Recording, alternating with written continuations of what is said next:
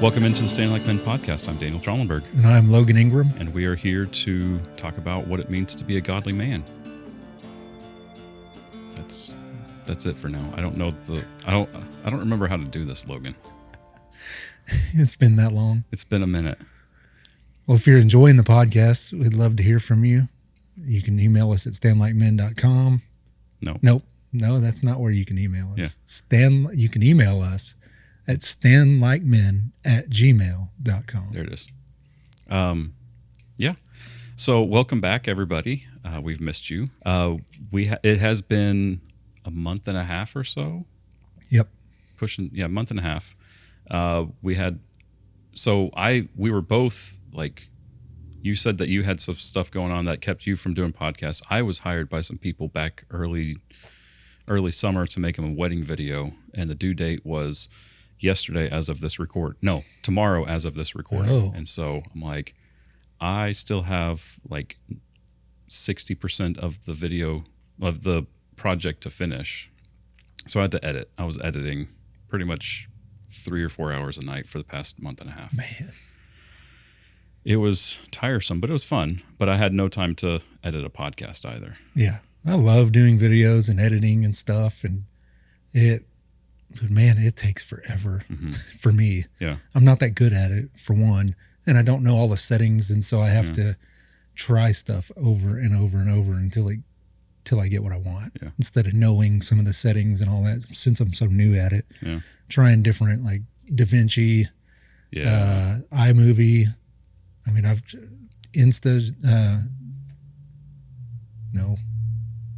CapCut? InShot. Oh, InShot. Sorry, not Insta. InShot. I like doing that stuff, though. It's fun. Yeah. And my biggest issue was the footage that I shot most of it was fine, but there was a lot of, I was shaky at times because I was trying to get the perfect shot and the photographer was rushing everything. And then when I finally got good footage, the photographer would just walk through the middle of it. I'm like, I wish I could reach through this screen and just smack you. But, oh well, I got that taken care of. Do you have awesome? Do you have an update on what you were doing? Yeah. So one thing was we were taking Joshua for his birthday. We went to New Mexico on a bear hunt. He killed his first bear with a bow. Then I had knee surgery, so I've been recovering from that. And then I've been traveling for work in Texas and whatnot. So it's just been chaos for a couple months, really. It's been real busy. Yeah.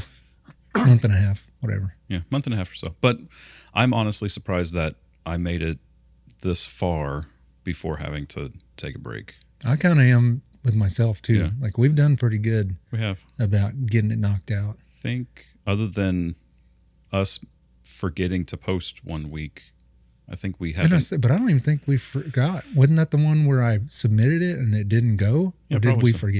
I don't know. Or did we do both of those things? It's probably both of those things. I don't remember. I think it was, yes, it was. It was both of those. We made it all, what is that? November through August. Yeah. We can't call ourselves professionals because we don't get paid. Correct. So we are amateurs. So those of y'all who are upset that you missed a couple weeks, I'm sorry, but also get over it. The podcast could just be called Amateur Hour. Listen, the professionalism around here is unmatched. It is. And that is for sure. So I guess we can get into it now. Yep. We got a couple emails while in the hiatus, I think is what they call it in the business. That's showbiz, baby. Yeah. And we're going to the email that we're going to address today is from good time listener Joseph. And when I read this email, first of all, it's an amazing email and really, really good questions in the email. There are 3 questions. Should I read all 3 of them or start with one and see how far we get? Let's read all 3 and then just address one at a time. Great. So question number 1. Should Christians be patriotic? As citizens of heaven with an eternal focus, should we care about an earthly country? If God has blessed us to live in a country with enough freedoms to have comfortable homes, what are the ways in which we ought to celebrate and defend our access to that way of life? Question number 2. On a similar note, should Christians be involved with politics, whether running for office or just voting? How does one distinguish between using the political system to make our country a godly place with proper freedoms and putting our trust in politics and politicians rather than God? And then question 3, in another somewhat related area, you have often referred to the masculine responsibility of providing protection. Can Christians fight in or approving of fighting in war? Under what circumstances? Is it for each individual to decide whether a given war is acceptable, or is it more proper to listen and submit to the government in such an instance? This general question is in reference to both foreign wars and to revolutionary wars. First of all, Joseph, thank you. He also had a lot of very kind things to say in his email, and we really appreciate it. I would appreciate easier questions. Very good question. So, do you have initial thoughts, Logan? We're going to start with question 1. Should Christians be patriotic? Yes, I believe so. Okay. And I think I think that's kind of apparent throughout the Bible. It is God's people are proud of their being God's people. Mm-hmm. They're proud of their nation and heritage and culture. They're also proud of the areas in which they reside, except for maybe when they were in slavery. Mm-hmm. So they like the Promised Land. Like, think about that, how they were. I mean, that's pretty patriotic to me. Mm-hmm. They stepped into their destiny, the land that God promised to them, and they were united as a people for the most part. And they took pride in that. They took pride in being set apart. I think that's totally okay. I think that's what we're called to be to a degree. I think because it's if that kind of pride makes us stumble and draws us further away from God, then it's a problem. Mm-hmm. But just having pride in who you are and the people that you represent in the area of the world you live and the values that your culture or country stands by, I think that's okay. Because I just can't imagine God being mad at us for, being glad that we live in a country where we have freedom of religion, not freedom from religion, freedom of religion, where we can pretty much do what we want, worship who or what we want, and without persecution. Mm-hmm. I mean, that's apparently changed a little bit lately with the new stuff going on in the world with Charlie Kirk. But but that's not like our nation is not persecuting us, mm-hmm. right? So we do have the freedom to worship God. We have a freedom to assemble however we want in our church buildings and political movements. We have those freedoms, and I think a lot of those are granted by God for us to be able to do. Mm-hmm. I think the extent of our patriotism should be our recognition and appreciation of the blessings that we've been given. Yes. Like recognizing, I like not being persecuted. I like not being hoisted on a pole. I like not being skinned alive. I like not being drawn. I like not being persecuted. I do attribute this as a blessing from God, and the freedom of religion and to assemble and all that you were talking about. What I don't think, and I think it's good that we recognize that we're blessed. I think it's good that we recognize that there are very few countries in the world that have this blessing that we've been given.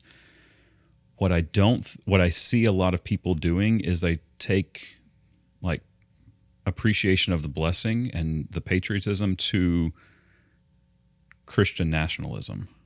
Yeah. And they step into, the only reason I have this blessing is because, and it's kind of like they're blurring the line between America and Christian. I don't know if I'm making, describing it well. Yeah, absolutely. Because I know people personally who look at America as the promised land and Americans as God's chosen people. Yeah. I'm like, I don't know what you read. Yeah. But it wasn't the Bible. Yeah. And so I'm like, I have no idea what you've been studying. Mm-mm. But that ain't it.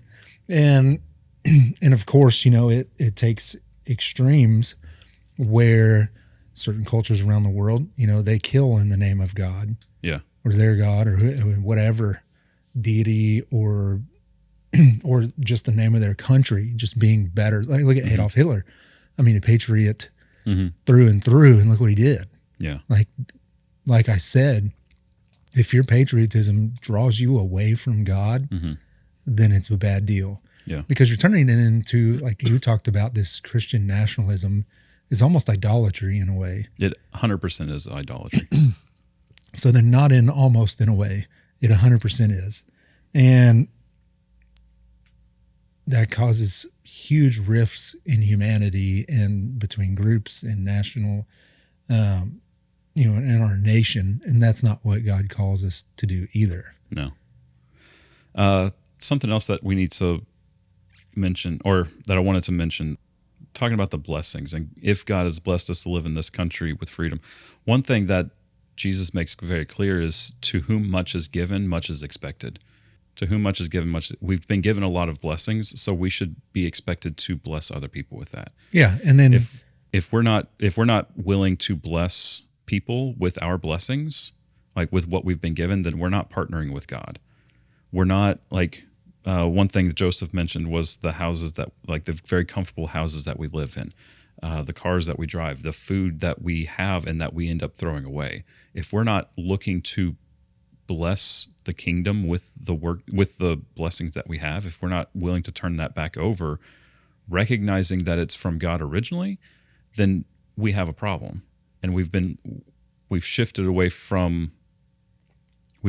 from recognizing blessing into patriotism from a negative perspective. Yeah. I muddled through that. Hopefully it made sense. Yeah. It will after the edit. Yeah. Even if I just cut it all out. Well, I know people who take so much pride in America and what we represent and the freedoms we have, and turn it into a problem. Yeah. And turn that into, well, we're better than you. Yeah. Instead of, like you said, much is expected to share. And I don't believe in communism. No. Like at all.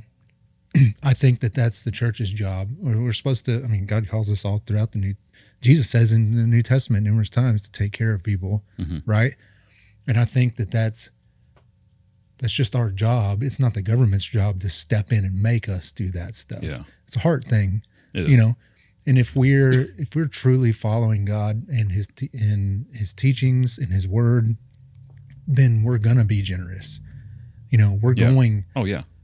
We know that much is expected, and we hopefully will expect ourselves to honor him in that way with what we have. Yeah. And to bless others and, take care of people who maybe don't or in a bad situation. But I've definitely seen it. Numerous people that I personally know who have done that. They've taken patriotism to a level that's not godly and it's not healthy. All it's doing is causing these major divides in people, causing fights. And one of the questions that we talked about is, bring up war here in a little bit. Yeah.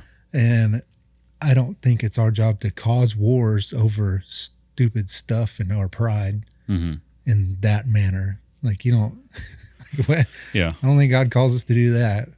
So it becomes such a source of pride that it becomes not good. Yeah. And to think, clearly we've been blessed, and America is a prosperous country at the moment anyway, and has been in the past.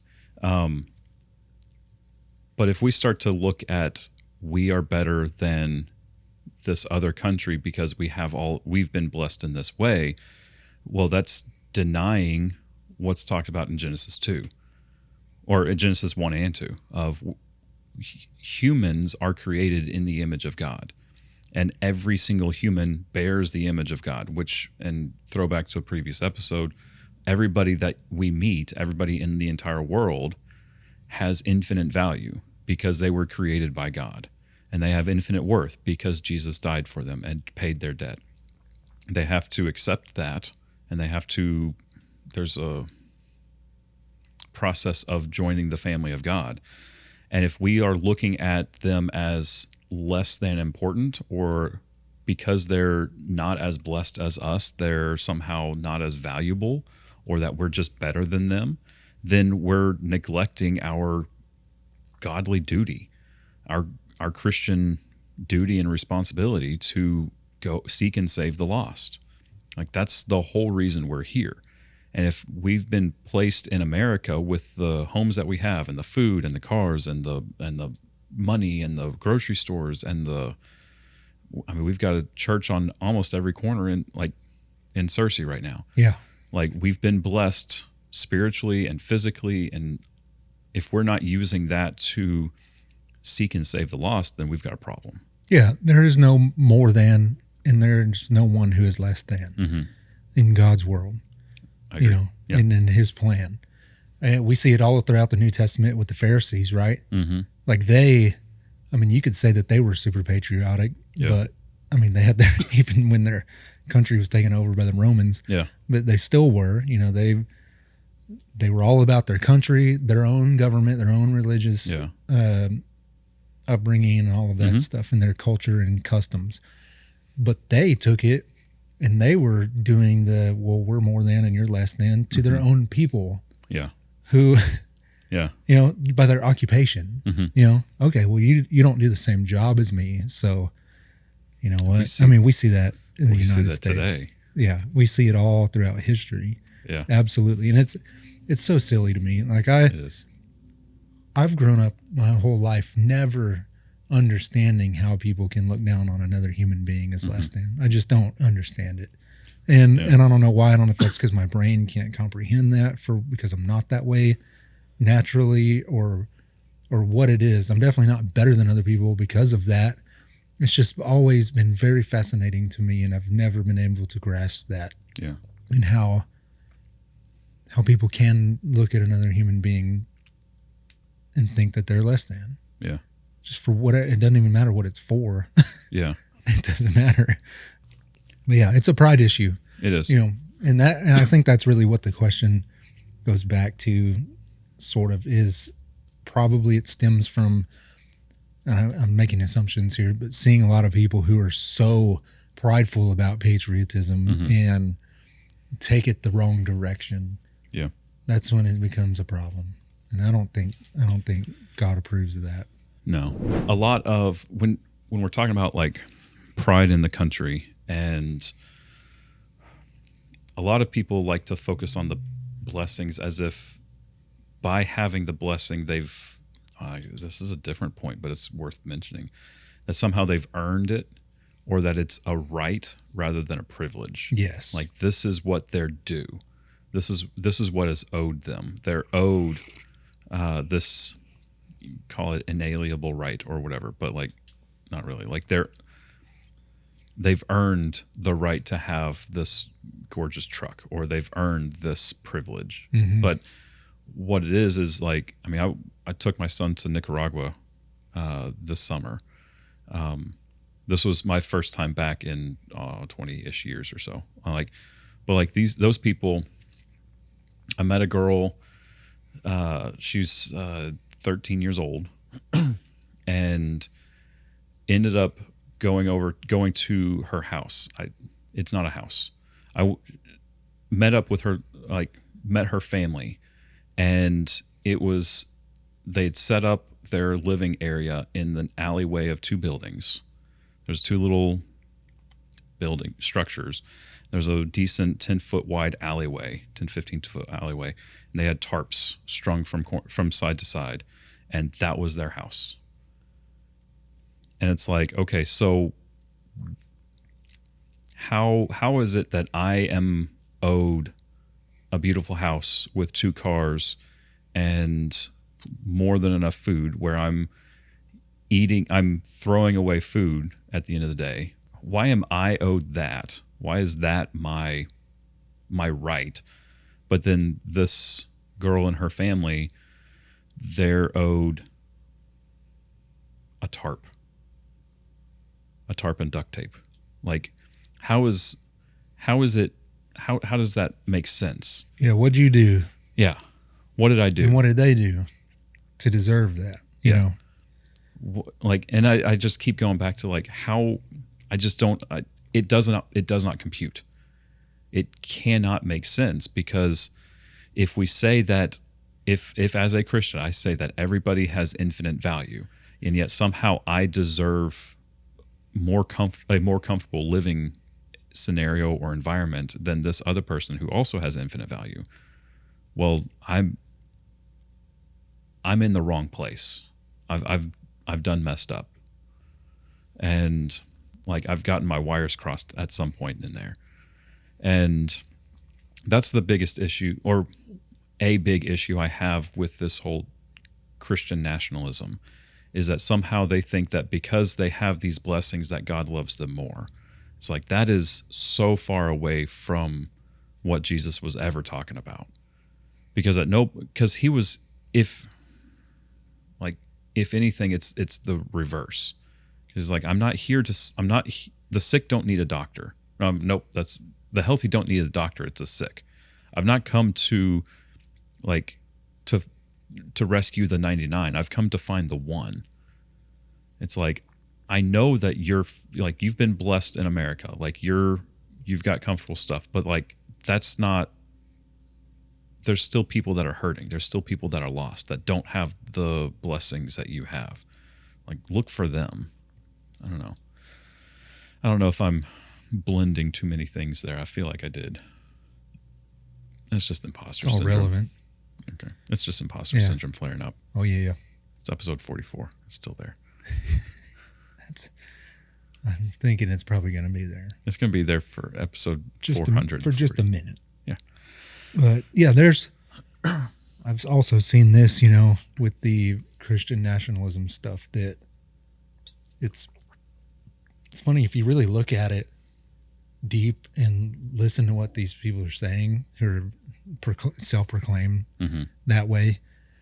They're looking at politicians as like prophets and saviors. Yeah. And it's like, what are you talking about? Like, I don't know.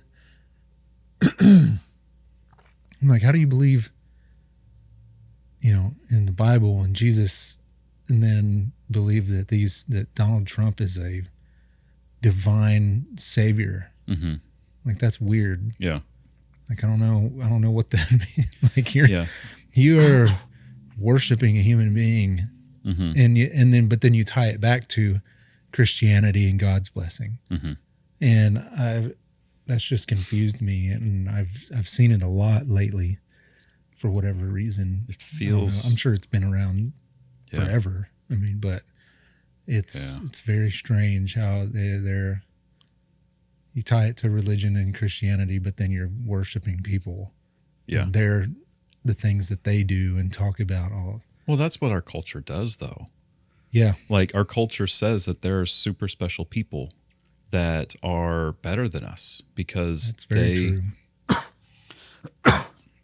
They can act, they look really pretty, or they act really good on us on a camera, or they sing really good, or they fill in the blank.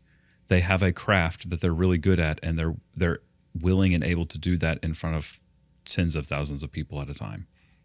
And then we have award ceremonies for them every year, like Oscars, Academy Awards, SAG Awards, Emmys, Country Music Awards, Tonys.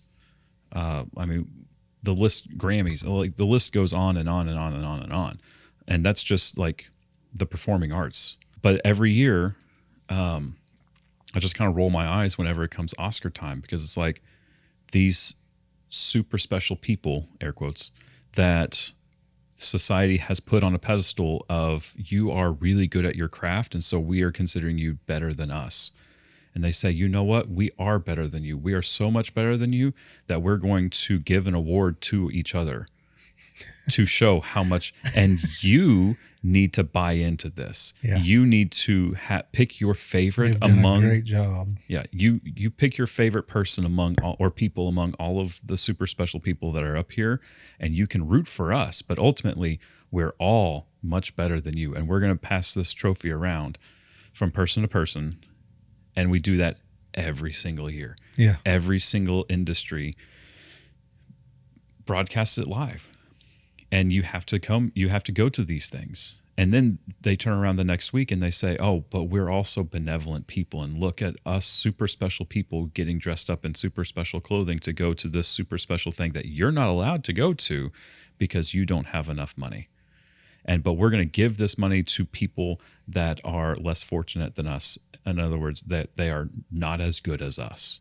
Like they're so poor and decrepit and pitiful that we're benevolent people. So, and they get their feel goods from that. But like ultimately, like our entire society has built this group of people up as super special and they're better than us. Yeah.